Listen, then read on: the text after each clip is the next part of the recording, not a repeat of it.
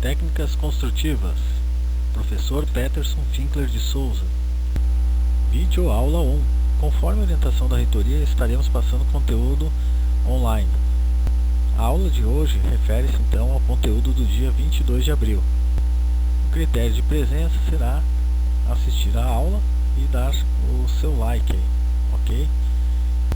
Então vamos iniciar o assunto de hoje. Nós já estudamos neste semestre a parte de locação de obras, a parte de fundações, impermeabilizações, implantação de canteiro de obras.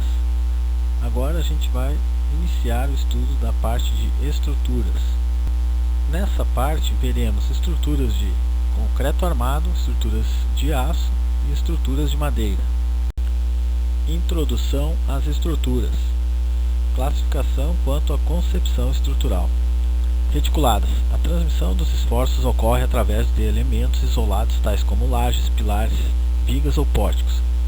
Abaixo vemos imagens de estruturas reticuladas, que são as mais comuns no nosso dia a dia aí nas obras. Elementos planos. A transmissão de esforços faz através de um plano de carregamentos, como o caso dos edifícios construídos com paredes maciças de concreto armado ou mesmo alvenaria estrutural. Também um tipo de situação que a gente encontra recorrentemente aí nas obras de construção civil aqui no Brasil. Vemos aí no slide mais algumas imagens de elementos planos, né? Elementos planos com paredes de concreto, nessas imagens abaixo. Temos também, quanto à concepção estrutural, treliças espaciais. Nas imagens abaixo temos duas ilustrações aí mostrando, são treliças que vencem grandes vãos.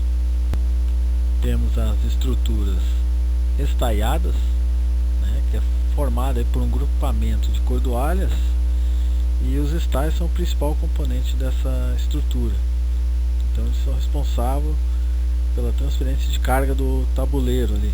No caso, na imagem a gente vê uma ponte estaiada, onde os estais, né, estão dando estabilidade ao tabuleiro da ponte. Classificação quanto ao processo de produção dos elementos resistentes. Temos três situações: moldado no local ou in loco, são os produzidos já no seu lugar definitivo no conjunto da estrutura, que é o que a gente vê aí nas estruturas convencionais de concreto armado. Pré-fabricados em usina, moldados numa usina e transportados até o canteiro. Então são as obras pré-fabricadas que a gente vê em obras de maior porte. Pré-moldados em canteiro, são fabricados no canteiro, porém longe do local que serão instalados. Então isso ocorre em situações onde a logística fica muito complexa. Então é uma alternativa montar uma mini fábrica aí de pré-moldados no próprio canteiro de obra, e depois somente faz a montagem no local de projeto. Então, na hora do projeto já deve se planejar para ver qual situação das três vai ser utilizada, levando em conta, né, local, logística e custo da obra. Então, na montagem por acoplamento mecânico, a gente tem ali as imagens de estruturas pré-moldadas, e já por moldagem local a gente está vendo ali as imagens, o pessoal executando uma concretagem, no caso aí é uma laje, né? Estão fazendo a concretagem e o adensamento do concreto. Essa situação é que a gente encontra na maioria das obras aqui no Brasil, estruturas executadas no local, né? Estamos vendo mais algumas imagens de estruturas executadas no local. Quanto aos materiais constituintes, temos então estruturas de madeira, estruturas de aço, alvenaria estrutural, estruturas de concreto. Temos ali na estrutura de concreto duas situações: concreto protendido e concreto armado. Estruturas de madeira. Baixo uso aqui no Brasil devido à falta de tradição no mercado, onde o cliente prefere estruturas de alvenaria e concreto armado.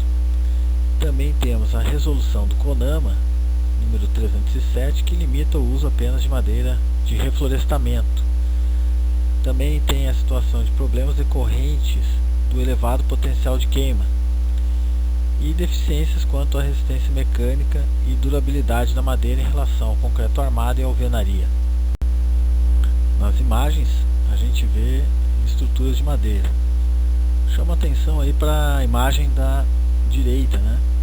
É uma construção feita em 1056 na China e é a mais alta estrutura inteiramente feita em madeira, né? Então ela tem 61 metros de altura. Há países que o uso da madeira é bem mais difundido que aqui no Brasil. Isso também é decorrente à situação do clima, né? O Brasil permite, com seu clima, a gente utilizar concreto durante o ano todo. Já em países onde a sazonalidade é diferente do Brasil, eles têm um clima mais frio no inverno, mais rigoroso, a madeira torna-se um material muito utilizado nesses países, diferentemente aqui do Brasil, como eu comentei anteriormente. Estruturas de aço. O aço, largamente empregado em países mais desenvolvidos e com elevado potencial de utilização devido às suas características mecânicas, tem elevada resistência à compressão e à tração, também vem sendo pouco utilizado no Brasil para a construção de estruturas de edifícios, principalmente nos de múltiplos pavimentos. Sua utilização vem se concentrando sobretudo na produção da estrutura de edifícios industriais. Pode-se dizer que alguns fatores responsáveis, entre aspas, né, pela pequena utilização do aço no Brasil, dentre os quais se destacam: custo elevado do aço quando comparado ao do concreto armado, a falta de tradição construtiva e desconhecimento do processo construtivo, características da mão de obra nacional de baixo custo e pouca qualificação, onde o baixo custo leva a poucos investimentos nos ganhos de produtividade, que seria uma das grandes vantagens oferecida pela estrutura de aço. Também temos a falta de perfis adequados à construção de edifícios, que seria essencial para a implantação de um mercado consumidor. No entanto, as indústrias produtoras não assumem o investimento necessário. Suscetibilidade a incêndio, exigindo tratamentos especiais nos elementos. E, para finalizar também, utilização de equipamentos pesados para montagens, guindastes, máquinas de solda, etc. Também a gente tem vantagens da estrutura de aço, né? Então, não obstante as dificuldades que vimos anteriormente, a produção do edifício em aço apresenta um elevado potencial de racionalização devido às características intrínsecas ao material, pois permite grande flexibilidade construtiva, né? Também toda a estrutura é previamente preparada em uma fábrica ou indústria, ficando apenas a montagem para o canteiro. Para o preparo de cada peça é necessário um detalhamento prévio, e sendo assim, as decisões são necessariamente tomadas durante a elaboração do projeto, e não no canteiro durante a execução do edifício. Logo, não há necessidade de decisões de canteiro e os detalhes construtivos vêm previamente definidos. E também é possível a modulação de componentes, racionalizando-se as atividades de preparo e montagem da estrutura, bem como possibilita o emprego de outros elementos construtivos modulados, como vedações e castilhos. Mais algumas vantagens aí: na administração da obra, execução em fábrica, apenas montagem no canteiro, grande precisão dimensional, grande precisão quantitativa dos materiais, poucos itens de materiais, onde a gente vai ter basicamente aço, parafusos, eletrodos e tintas, qualidade garantida das matérias-primas, como elas são fabricadas em usinas, né? Então já tem a qualidade garantida, Uniformidade das matérias-primas, pouca quantidade de homens na obra e mão de obra com maior qualificação. Nas fundações, a gente tem leveza estrutural 40 a 80 kg por metro quadrado, considerando vigas e colunas, e até 80% menos, 1/5 do peso de uma estrutura de concreto. Menores cargas nas bases, volumes menores nos blocos de fundação e sistemas mais econômicos.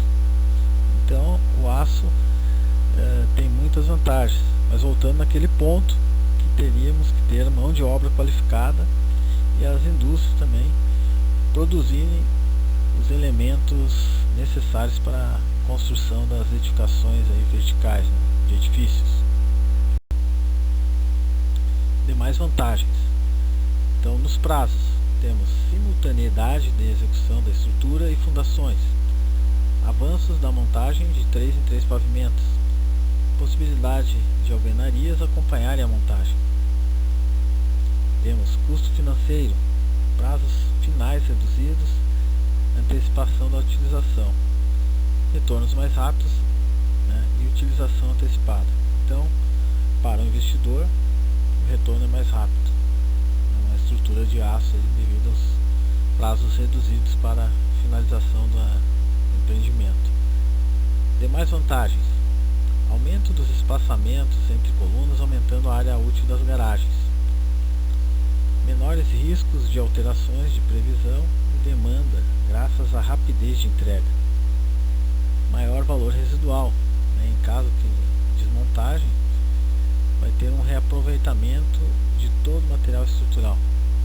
Então ela tem essa vantagem que permite a desmontagem de toda a estrutura. Vemos aí algumas imagens de estruturas metálicas, né?